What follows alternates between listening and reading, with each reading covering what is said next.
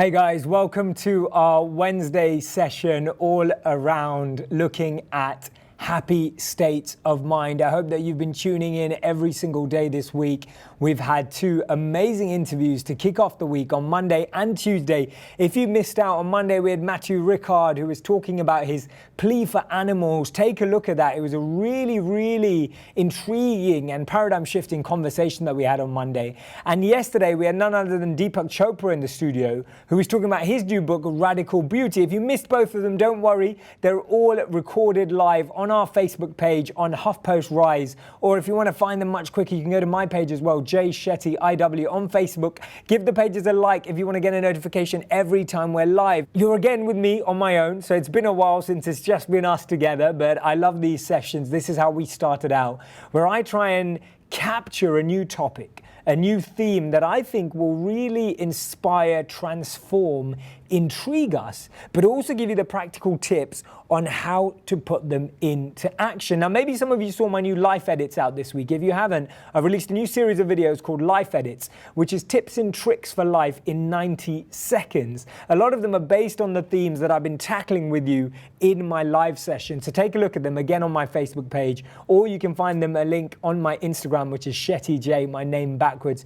Come and find me there. Today we're talking about how to enter happy states of mind called flow state. Maybe some of you have heard of being in flow before. Maybe people have talked to you about accessing or entering flow state. Or maybe you're wondering, what the hell are you going to talk about? I've never heard of any of that stuff. Whichever line you're on, don't worry, we're not going to get too technical. I'm just going to be trying my best to articulate what in some senses seems to feel like a very complex subject, but actually is something that is truly accessible and relatable when you break it down. So we're going to try dissect it together. But what I want you to start by answering in the comment section is I want you to write down what motivates you.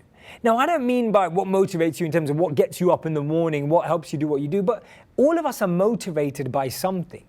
We're motivated either by fear, we're motivated by love, we're motivated by making a difference. Some of us are motivated just because we need to get things done. What motivates you, right? What are your guiding principles? Think about that, write it in the comment section. And the second question I want you to answer, you can number them 1 and 2, is when do you experience deep enjoyment, creativity, and total involvement? When do you completely feel in the zone? When do you feel completely connected? When do you feel like there's something else that's governing what's happening and you just feel like you're observing, you're just totally involved in a process? Is there ever a time when you feel like that? I really feel like that in these sessions, right? I have my research, I've thought about stuff, I'm like meditating on stuff the whole week, but when I'm with you, I just feel completely immersed in this exchange. So I want you to think about that. First question is, what motivates you? And the second question is, think about something that gives you deep enjoyment or an experience that comes there. Now, I don't want to go in and talk about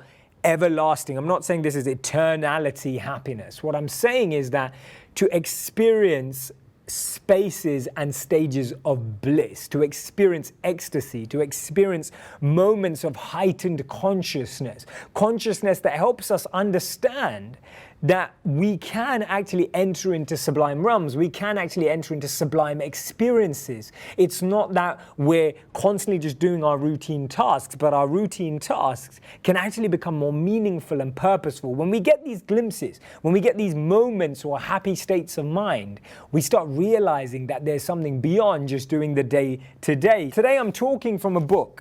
Now, this author's name is Mihai. His book is called Flow, right? And it's noted here, the psychology of optimal experience, important, illuminates the way to happiness at the New York Times. So this is the book that I'm talking about and talking through. You can also watch his TED Talk, which was there in 2004. It's been around for a while, but the Flow Genome Project has been doing a lot of studies on what it means to enter into flow. Flow is what we see a lot of people enter into when we see musicians, artists, swimmers, runners, right? People who are just completely immersed in the moment where they experience states of flow. And I'll explain what I mean by them. Now, I want you to think about when you feel you have experienced flow. That's the best way of understanding it. It's much harder to articulate. But when have you felt that you're completely immersed, completely absorbed, you almost feel like something's working through you, you feel highly connected, and then you feel that time just went so fast, even though you were immersed for so long, and that there were rapid moments of attention and intention all intertwined together. And when you walk out, you think, wow, that was productive, wow, that was effective, wow, I didn't even feel hungry, wow, I didn't even feel tired, wow, I actually didn't feel any of those things, yet we achieved so much. We all know the opposite, right? We can all relate to the opposite, where we feel tired every day at work, we feel hungry every day at work, we can't wait for the time to end, we're waiting for the weekend. We all relate to that. But how many of you can remember and try and observe and remember moments in your life where you actually experienced the exact opposite, where you didn't want to stop, where you didn't even think about time, where time just didn't exist, right? Just think about it. Give me an example if you've ever experienced that, right? I've experienced it sometimes in free writing. I experience it when I'm ad-libbing for some of my videos. That's a very natural space in which it comes across. I've seen other people completely get in the zone when they're taking photographs. They're so in the moment. Photographers, cooks, and chefs, they experience flow state as well. So I want you to reflect right in the comment section when you felt that you are in flow. I want to ask you this question. What percentage of the population do you believe feels happy or feels connected or feels purposeful or meaningful? I want you to write a percentage between 0 to 100. I want you to write that right now. What do you think the population feels? Double, when reading about personal development, that's when you feel in the zone. Me too, actually. I can relate to that. I was reading a great book the other day. I'm trying to remember which one it was. It was about a month ago. And I missed like my stops by a few, right? I just completely missed my stops. I was so immersed in this book. Had to go back the other way. Didn't care that I'd lost time because I was completely immersed. Great point, Double. Thanks for raising that. The number, this is a US number. Studies show that 30% of people surveyed in the US since 1956 say their life is very happy. Now that hasn't changed, right? 30%. Not a lot of people, right? Quite a small number of people. In one sense, quite a lot of people.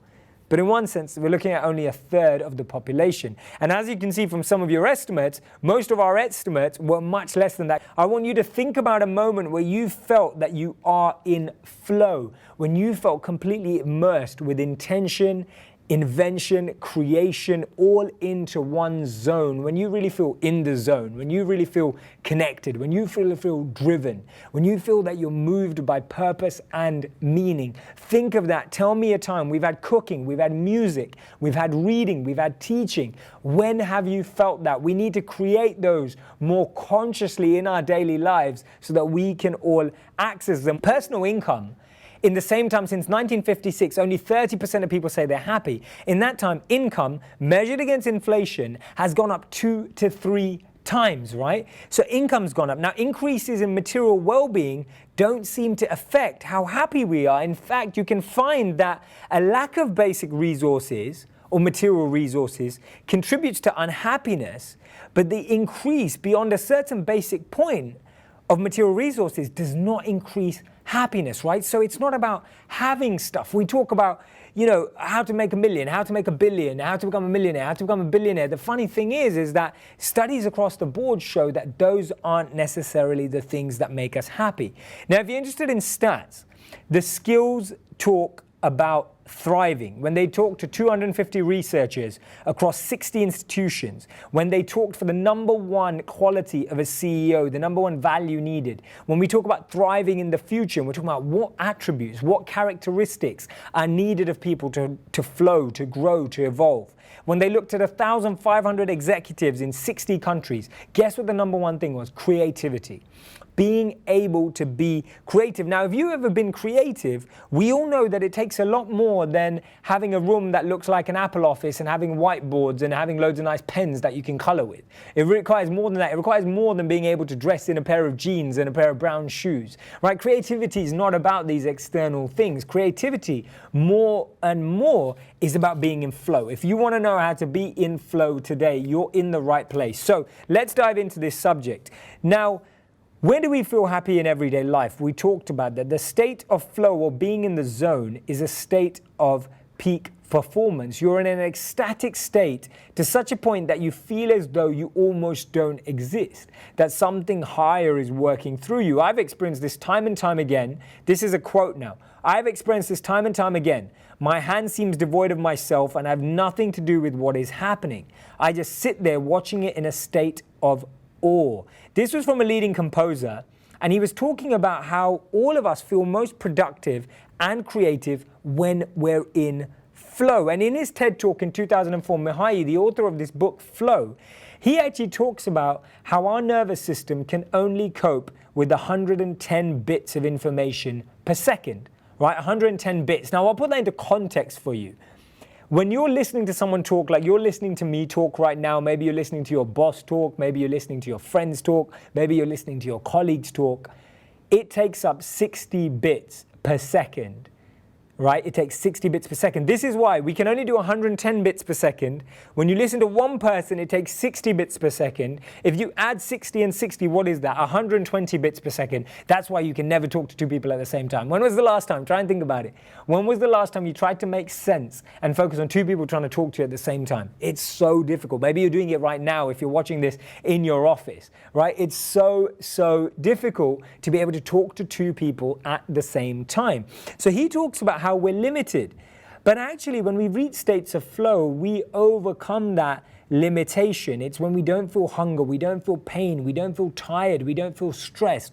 Think of a time when you have experienced that. I'm going to talk to you about the 7 levels of what we usually experience. Now, the way we reach flow is the perfect balance between the challenge of a task and the skill of performance. Mihai says this in his book, that balance between the challenge of the task and the skill of the performer. When that balance reaches a heightened point, when both of them are at their peak, that's when we reach flow.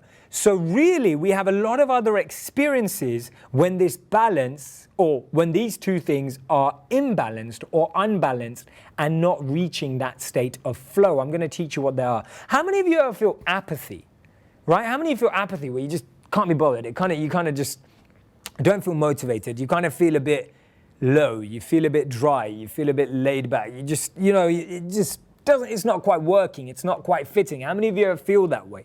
So apathy is when you have low challenge and low skills. A lot of us feel that way in our daily life because we do things that are not very challenging and we're not very skillful at. Think of an example of something that makes you feel apathetic. Think of a moment in your day in the last 24 hours, in the last week, where you felt apathetic.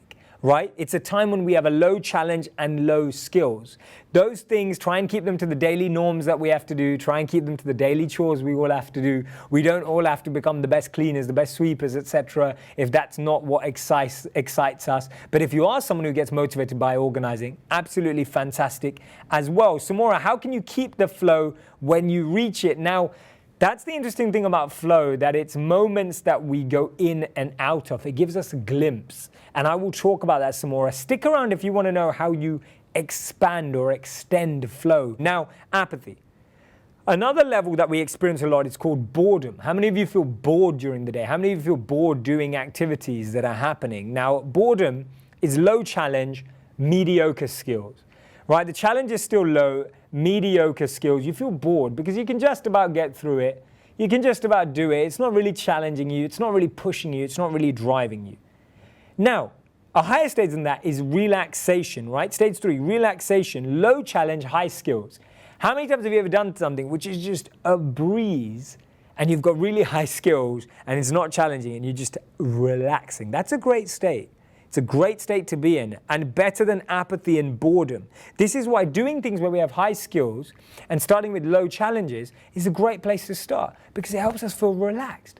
It helps us become content with ourselves. It helps us develop confidence. Apathy and boredom are negative emotions, but relaxation is extremely positive. Try create more moments in your life where you have high skills in an area and a low challenge to start off with, just to start accessing what that feels like. No, Jay, how do we get into flow when we're demotivated? Start with that. Focus on something you have high skills at, but low challenge. See, motivation is required for high challenges.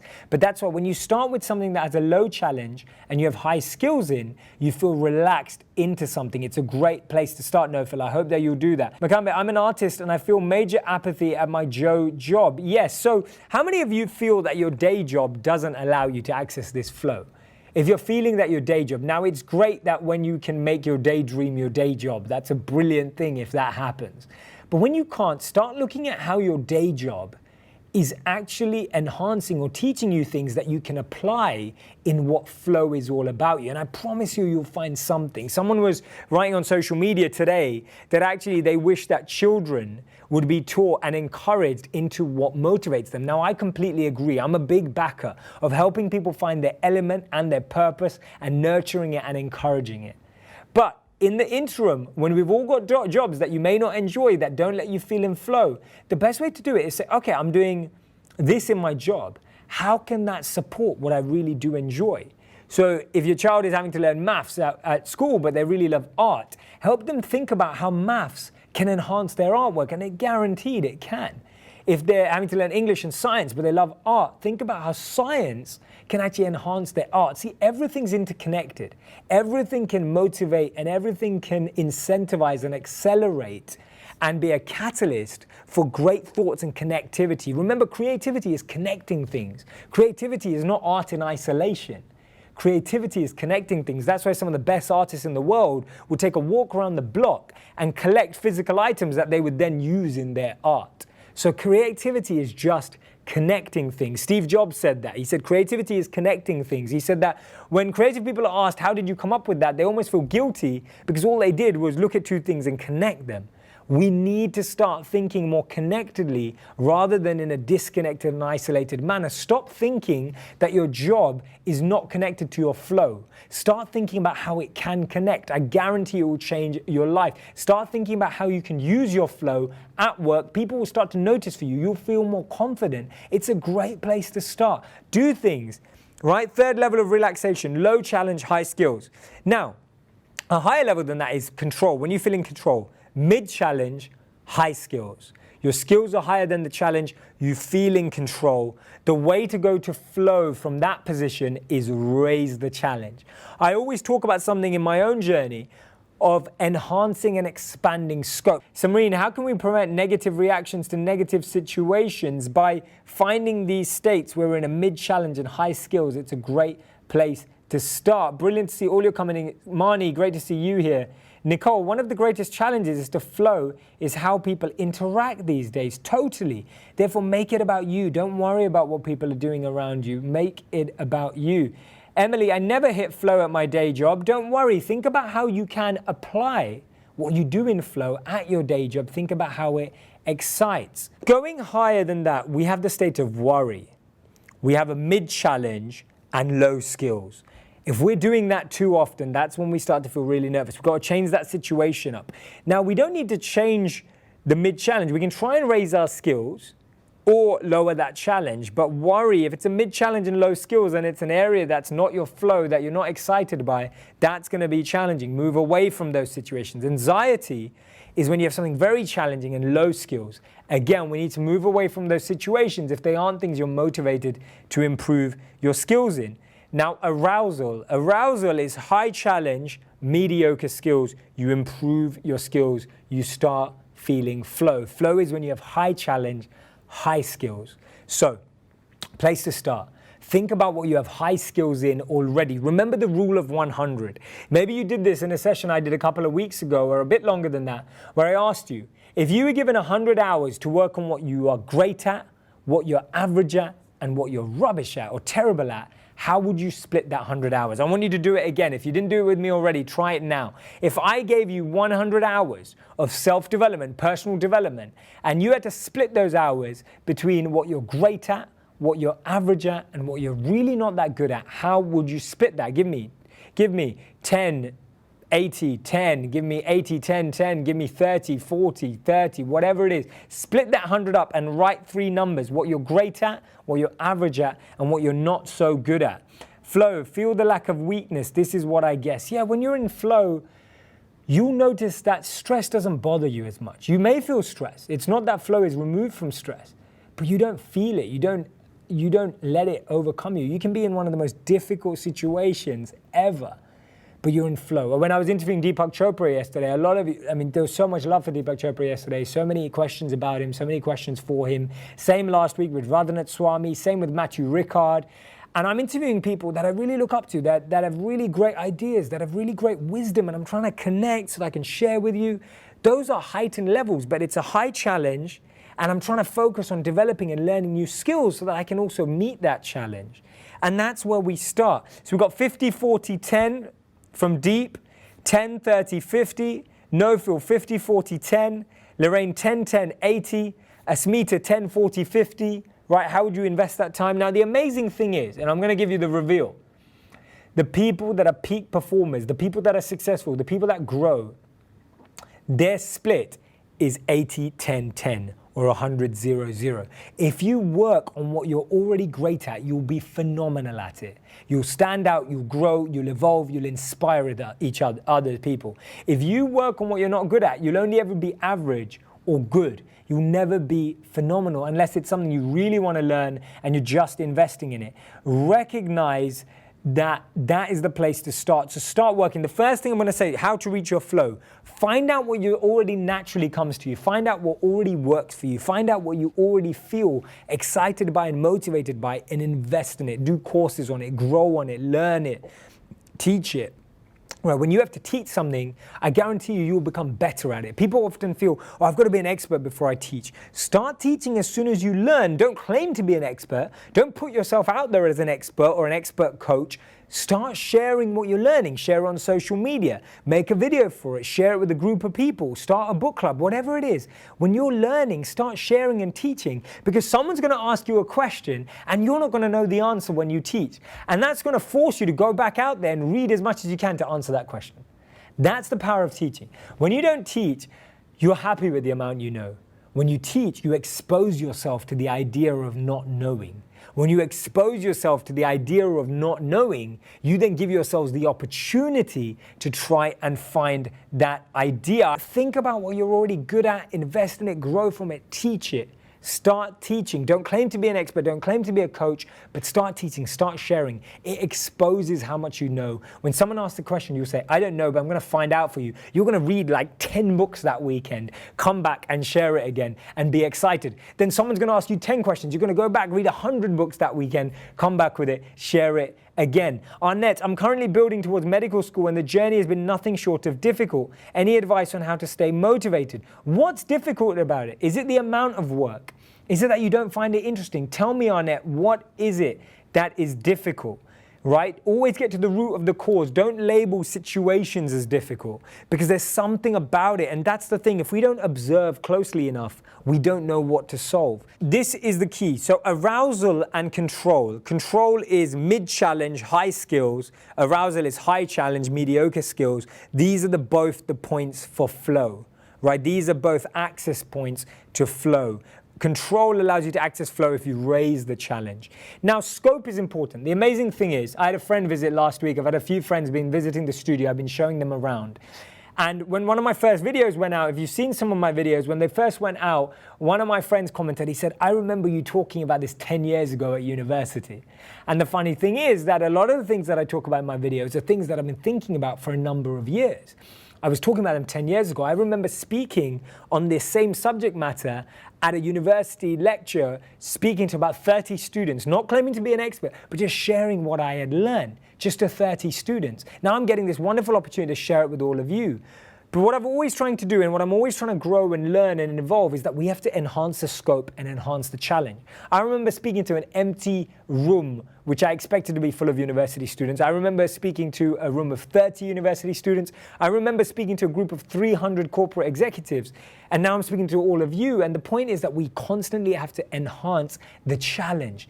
That's what helps us reach flow. When we enhance the challenge, if you stay stagnant on a challenge and you just raise your skills, you'll just start feeling in control. That's when the ego starts to grow. It's when you start to feel complacent. It's when you start to feel in control. You feel like you've got it all mastered. and you don't allow yourself to grow and evolve anymore, you've made yourself stagnant, you've stopped your growth, you've stunted your growth. That happens when we have high skills, mediocre challenge, you feel egotistic, you feel like the guru, you feel like you're in charge, you know exactly what to do, push the right buttons, make things, manipulate them. We want to move away from that. We want to remove ego. Flow is about removing ego, when something greater can connect and work through you, when you realize that there's so much more than just what you can control. When you're focusing on your own control, you'll rarely reach anything brilliant. Find that challenge, raise your skills. Now, we talked about the rule of 100. I can't stress that enough. Do not waste your time investing in what is not your focus, right? And intention is a big part of this. Now, a very important part that I'd like to make, a very important comment about flow state, is that it's more about the task, the activity, and the process than it is about the result. See, when we want to be creative, to experience creativity and let creativity flow with us, that's when we're creative. We're not creative when we sit down on a table and say, let's brainstorm, guys. There's 5 of us here. We're going to come up with the next big idea. When has that ever happened, right? When has anyone creative come up with the next big idea when they said, let's sit down with 5 people around this table. Let's put a nice whiteboard up. Let's get some nice color pens, as I said before. You know, let's make sure we're all wearing casual clothes and we're going to come up with the next big idea. That's not when creativity peaks. Creativity does not stem from that brainstorm style. Creativity is coming from when we're excited by allowing flow state to be there, to be in that creative process. So we're not excited by knowing we're going to come up with a result. We're not using flow state as a way to come up with the result. We're using flow state because we know it allows us to focus our intention and attention exclusively on something that we're going to experience. This is actually quite difficult for us today. We rarely experience anything in full. We experience glimpses of things today. We walk in and out. We dip in and out. How many of you have a WhatsApp group that you can't keep up with? Or a Slack group that you can't keep up with? You just dip in and out. How many of you have a TV program? You walk in and out. Some of you just said you just walked into this conversation halfway. You wasn't sure what it was about. This interconnected world allows for us to be interconnected, but also disconnected. We're so connected in random moments, random points, that we never fully experience something. That's why flow is so rare to us. That's why flow is sometimes so random to us. And that's why we need to focus on the task and not the result. We need to find processes that we enjoy. I'll give you an example. When I'm researching to do these sessions, when I'm reading, I love the process of reading, finding new answers for all of you, finding practical tips to make things relevant. So I just dive into that. I don't know what it's going to look like when I talk about it. I don't know how it's going to come across, but I'm excited by that process. And that allows me to be in flow. It allows time to pass. It allows me to be excited about it every day. It allows me to be motivated every day. Start getting connected to the task, the process. That's what we need to think about. Cheryl Barber, is it when you're doing your passion? It is when you're doing your passion, but when you've observed the key elements of being in that passion. I'll give you an example. How many of you ever put headphones on while you work but don't listen to music? It's because that helps you be in your element. I know that I have certain instrumentals that I like to listen to when I'm trying to be creative. They allow me to be more creative. Now I have to listen to instrumentals. I can't listen to music with words, right? With lyrics. Because that's what allows me. It's when we observe, and that's why observe constantly, daily, when you feel in the zone, when you feel in the flow, recreate it, practice it, nurture it, grow it, invest in that, and you learn and learn and learn. Experiment with it, explore with it, and you will continue to learn. The reason why I'm so excited about flow state and you reaching your flow state is because it allows us to start feeling confident, appreciating ourselves and appreciating others, and feeling new levels of excitement, new levels of joy through very simple things. You can be doing the same thing again and again and again, but still feel motivated by it because it puts you into flow, right? Because it puts you into flow. Now, another way of getting into flow is finding an internal dialogue or music to go with what you're doing. So I spoke about the music aspect, but it's also a dialogue. And one of you asked earlier, what is the way of making flow last? So we've talked about moments of flow. When you get in the zone while you're running, when you're singing, when you're playing an instrument, when you're walking in nature. How do you make that last? Flow is ultimately underpinned by guiding principles, by a massive transformational purpose, by meaning and purpose, by having underlying principles that we live by.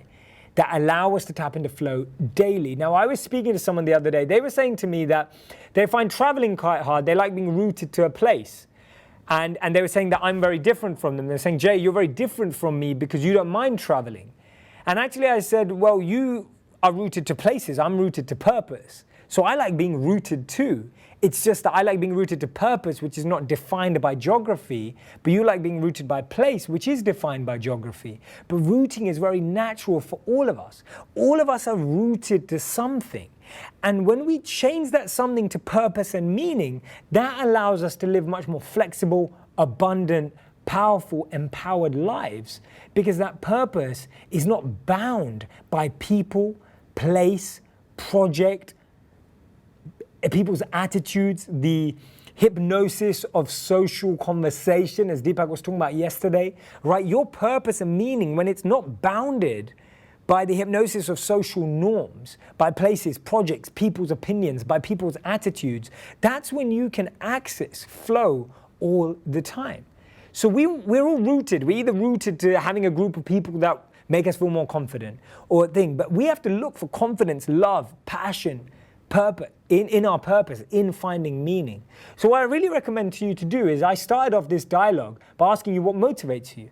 That's really what it's about. What really motivates you? Why do you do what you do? We had Simon Sinek on the show about a month ago, maybe a bit before that. And we're talking about why, the power of finding why you do something. So what motivates you? Why are you doing anything you're doing? All those answers you gave at the start. Start finding your love, your meaning, your confidence in that purpose. Be rooted by that purpose. And then you can access that all throughout the day. Wherever you are in the world, you can access that. You can grow from that. What if you have no interest and feel like you're just stuck? I have no creativity and get bored easily, don't know what to spend my time on. When I read, I feel like I want to sleep. Right, so that's very common, Herbert. Don't worry about that. That's absolutely okay. My first thing is look for some online courses, try them out straight away. Go to a group activity that some of your friends are involved in. That's another great place to start. A good question to ask yourself is, what did you enjoy when you were younger? Maybe there was an activity that you did when you were younger that you can reconnect with. Again, Alex, right? That's a great place to start. Alex, are you in flow right now? I definitely feel in flow when I'm doing these sessions. So I hope that you're connecting with that as well. So whenever you feel like you don't know the answer, the thing is, we've got Google now. Like, we live in an age where you've got access to find out anything about everything in the world. You can find something that motivates you if you really want to. That's something I can't change. That's something no one can change. If you don't want to take the initiative to motivate yourself, no one else can change that for you. That's the step you need to take. But then everyone there is able to help. Everyone there is there to make a difference. Pooja, I love these ideas. So many things you talk about that I connect with and use for self-reflection. I'm going towards a career change to work in social welfare, something that I always wanted to do. This is in an industry that I have no background in. Although my skills are low, medium, challenge is high, irrespective, my motivation is high since it feels like this work will help me get closer. That is awesome. I was hosting a book launch the other day, and it was with this lady named Leo Perlman. She's the founder of the Facebook like button. Press the like button right now. She was one of the main team members that found this button. And she writes books now. She's turned into art. She runs something called Dharma Comics, where she writes and makes wisdom art. And she made this switch from technology at Facebook to becoming an artist and a comic designer. She had no art skills. She had no comic skills. She had none of that creative skills, but she switched over because she realized that was her purpose. And she was talking about how that was making her much happier. So even if your skills are lower at one point, that means you're in the arousal stage, right? The arousal stage, high challenge, mediocre skills. If your motivation is high, you can raise your skills. And notice that if you're motivated and can work on something and practice and train, you can do that. I've talked previously about one of my most embarrassing moments when I first started public speaking. I was one of the shyest, most nervous people on stage. I just couldn't do it, right? But it was through lots of training, lots of great teachers, lots of great insights, lots of great mentors that made it possible. Remember, we've talked today about this book called Flow by Mihai. It's an amazing book. If you don't like reading, watch the TED Talk from 2004. TED Talks are just 12 to 18 minutes long, right? What a great way to dive into wisdom. I've shared some of the points of the TED Talk today. Think about what motivates you. Remind yourself that happiness is going to come from being connected to your purpose, being connected to meaning, like artists, scientists, what they explore and explain, right? We can only use a certain amount of our immune system, nervous system, but we can tap into more. We want to move from apathy and boredom and relaxation and control and worry and anxiety to arousal. Relaxation is a powerful place to start when you have low challenge, high skills. Think about finding a challenge, find your passion. Think about that rule of 100.